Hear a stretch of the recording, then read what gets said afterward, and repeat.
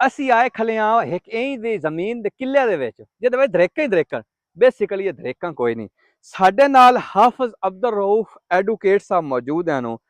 ਇਹ ਆਖਦੇ ਨੇ ਕਿ ਜੀ ਇਹ ਜਿਹੜੀਆਂ ਦਰੇਕਾਂ ਤੁਹਾਨੂੰ ਨਜ਼ਰ ਆਉਂਦੀਆਂ ਨਾ, ਇਹ ਲੱਖਾਂ ਰੁਪਈਏ ਤੇ ਕਰੋੜਾਂ ਰੁਪਈਆਂ ਦਾ ਕਾਰੋਬਾਰ ਹੈ।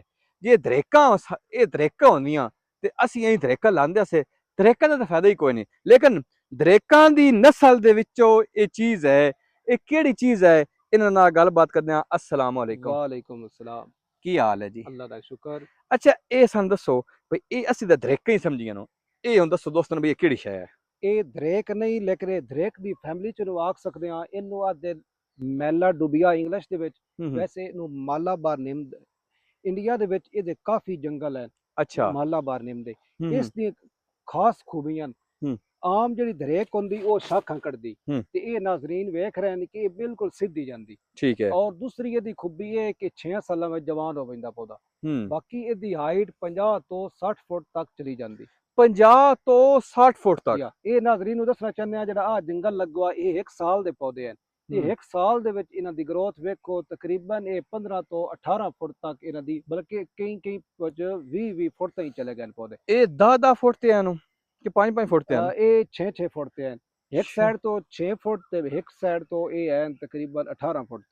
ਇਹ ਜਿਹੜਾ ਤੁਸੀਂ ਲਾ ਦਿੱਤਾ ਇਤਨਾ ਵੱਡਾ ਜੰਗਲ ਹੋ, ਇਹ 1.5 ਏਕੜ ਲਗਾ। ਇੱਕ ਦਰਖਤ ਕਿੰਨੇ ਸਾਲ ਬਾਅਦ ਤਿਆਰ ਹੁੰਦਾ? ਇਹ 6 ਸਾਲ ਬਾਅਦ ਜਵਾਨ ਹੋ ਜਾਂਦਾ ਇੱਕ ਦਰਖਤ। ਜੀ ਹਾਂ।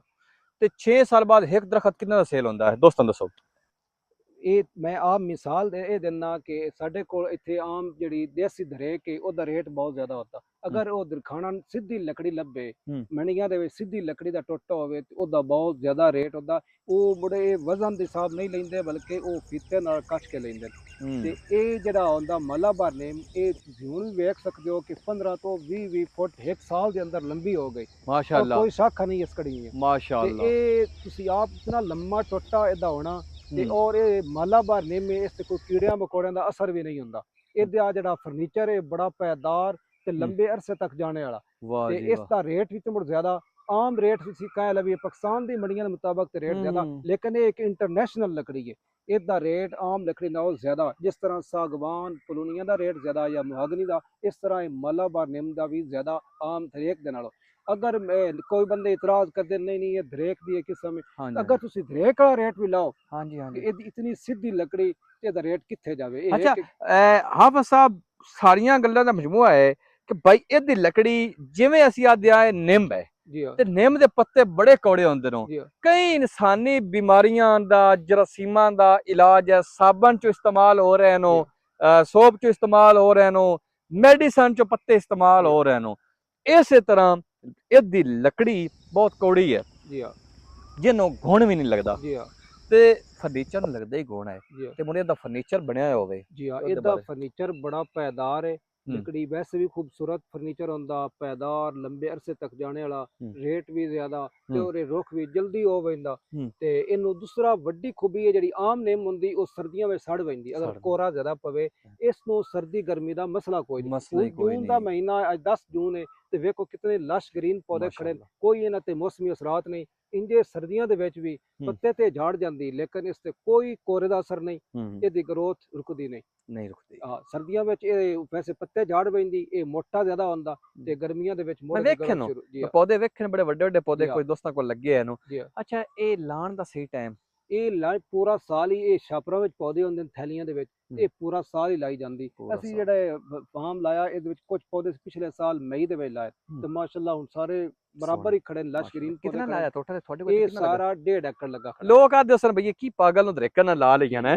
ਲੋਕਾਂ ਨੂੰ ਨਹੀਂ ਪਤਾ ਇਹ ਕਿੰਨਾ ਕੀਮਤੀ ਦਰਖਤ ਹੈ, ਲੇਕਿਨ ਹੁਣ ਲੋਕ ਮੰਨ ਗਏ ਜੇ ਰਿਸਕ ਲੈਣਾ ਚਾਹੀਦਾ ਹੈ। ਸੋਹਣੇ ਰਿਸਕ ਤਾਂ ਲੈਣਾ ਚਾਹੀਦਾ। ਵੇਖੋ ਲੋਕ ਮੰਨ ਗਏ ਜੇ ਵੇਖਿਆ ਨਾ ਕਿ 1 ਸਾਲ ਦੇ ਅੰਦਰ ਇਹਦੀ ਗਰੋਥ ਕਿਤਨੀ ਹੋਈ ਸਿੱਧੀ। ਔਰ ਇਹਦੇ ਵਿੱਚ ਅਸੀਂ ਪੱਠੇ ਵੀ ਆ ਵੇਖੋ, ਮਕਈ ਵੀ ਲਾਈ ਹੋਈ ਹੈ।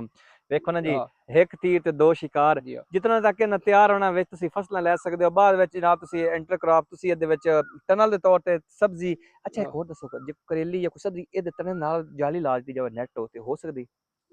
ਸਾਰੀਆਂ ਚੀਜ਼ਾਂ ਹੋ ਸਕਦੀਆਂ ਨੇ। ਅਸੀਂ ਤੇ ਫਿਲਹਾਲ ਸਾਡਾ ਸਬਜ਼ੀਆਂ ਕਾਰੋਬਾਰ ਨਹੀਂ, ਅਸੀਂ ਇਸ ਚਾਰੇ ਮੈਂ ਉਹੀ ਦੱਸਦਾ ਪਿਆ ਹਾਂ ਬਈ ਜਿਵੇਂ ਹੁਣ ਇਸ ਤਣੇ ਮਾਸ਼ਾ ਨਾਲ ਜਾਲੀ ਲੱਗਦੀ ਜਾਵੇ, ਇਹਨਾਂ ਵੱਡਿਆਂ ਦੇ ਨਾਲ ਤੁਸੀਂ ਥੱਲੇ ਇੱਕ ਤਾਂ ਬਿਹਤਰੀਨ ਮਾਹੌਲ ਠੰਡੀ ਜਗ੍ਹਾ ਤੇ ਉਹ ਵੇਖੋ ਅਸੀਂ ਵਿੱਚ ਕੁਝ ਹਿੱਸਿਆਂ ਵਿੱਚ ਤੰਬਾਕੂ ਲਾਇਆ ਇਸ ਦਫਾ, ਉਹ ਖਾਦਾਂ ਆਉਂਦੀਆਂ ਰਹੀਆਂ, ਉਹ ਇਸ ਤੋਂ ਵੀ ਜ਼ਿਆਦਾ ਉਹਨਾਂ ਗਰੋਥ ਕੀਤੀ। ਉਹ ਸਾਹਮਣੇ ਅੱਗੇ ਨਾ ਅੱਛਾ ਟਰੈਕਟਰ ਵਿੱਚ ਲਾ ਦਿੰਦੇ ਹੋ ਸਿੱਧਾ? ਟਰੈਕਟਰ ਦੇ ਵਿੱਚ ਚੱਲਦਾ, ਰੂਟਰ ਵੀ ਵਗਦਾ।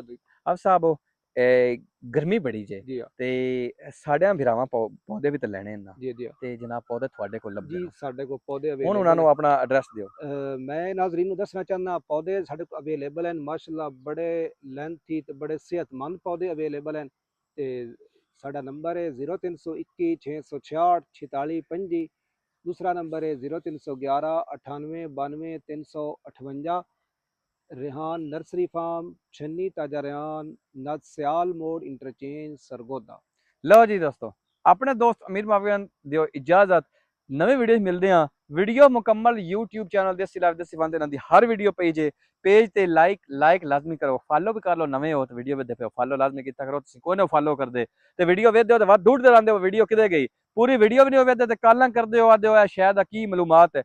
इस वास्ते मैं आता वीडियो फॉलो करोगे तो वीडियो मुकम्मल आएगी। तुम छोटे क्लिप टिकटॉक वाले वेदे हो, यूट्यूब चैनल ते मुकम्मल असल वीडियो असी भेजते रहने। इजाजत चाहने। अल्लाह हाफिज।